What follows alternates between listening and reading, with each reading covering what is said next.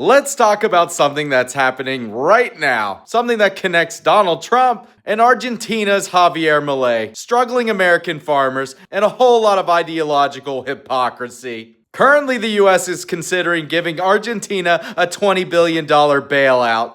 That's right, the libertarian president, Milei, who came to office promising a chainsaw to the state, slashing welfare, and letting markets solve everything, now needs a check from the American government. And the guy writing the check, or at least pushing for it, is Donald Trump, a self-styled national capitalist who launched trade wars that are hurting American farmers, which help push up food prices, but now wants cheaper meat, and is eyeing Argentina's beef exports as a fix. On paper, this does make sense for both parties. Trump wants to bring down U.S. meat prices ahead of the 2026 elections that have currently been rising because of inflation due to broken supply chains and, yes, tariff wars that he started. Opening up Argentina's markets could help with this problem, and the $20 billion just buys Milei time to keep the country from collapsing under the weight of radical austerity measures. Time to appease the markets and maybe survive politically. It's a classic geopolitic transaction, but it's also the death of ideological consistency. Because what happens in a free market? What happens when letting the country face its own problems? What happened to pulling yourself up by your bootstraps, Javier? Here's the problem with radical libertarianism and total laissez-faire capitalism. It sounds noble in the abstract. Let the markets run free, kill off bloated government, and let people take responsibility for their own lives. But now the hard part, when you actually start pulling government systems out by the roots, when you shut down ministries, end subsidies, and fire public workers, and remove all safety nets, and suddenly the very same people saying, "Get government out of my life," say, "Wait, I didn't expect the lions to eat my face." And the truth is, most people don't want pure capitalism. They want capitalism with training wheels, guardrails, safety nets, a fire extinguisher in case the markets set their own lives on fire. Milei came to power with a chainsaw and an Austrian economics textbook. He promised to cut government spending, stop money printing, and let Argentina go through a hard detox, a cold turkey break from the addiction of big government.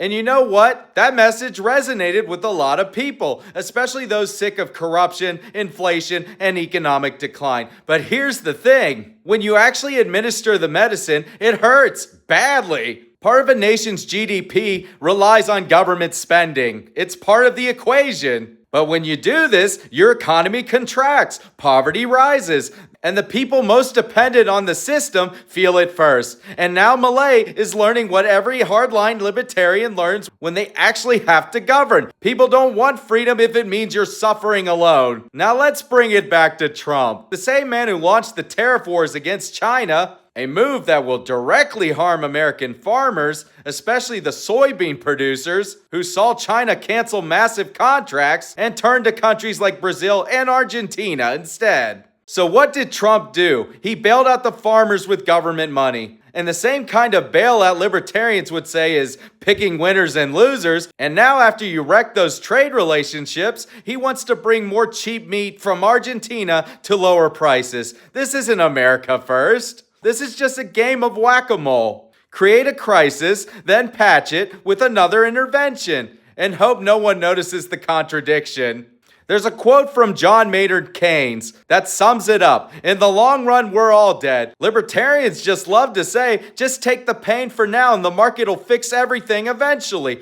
But that eventual future doesn't help the single parent who just lost their fuel subsidies. It doesn't comfort the pensioner who's watching their life savings evaporate. People don't live in economic theory. They live through rent cycles, grocery lines, and election years. And here's the kicker. Even if you shrink the government, that doesn't fix the root problem. Because the system isn't broken just because it's big. It's broken because it's been captured. The wealthy, the corporations, the lobbyists, they got the money first. So they shape the rules. They rig the game. They just eliminate government programs for the people who depend on it and call it freedom, while leaving the very same oligarchs who created this mess untouched. That's not capitalism. That's cruelty wearing a suit. Look, libertarians have something real to offer. They're often the very first ones to defend privacy, civil liberties, but when it comes to economic governance, ideology alone won't feed people. It doesn't build bridges or stop markets from collapsing and protect the people who are most vulnerable. So when Trump bails out Milei, and when libertarians cheer for austerity while people suffer, just remember, the market doesn't care if you live or die. It only cares if you pay.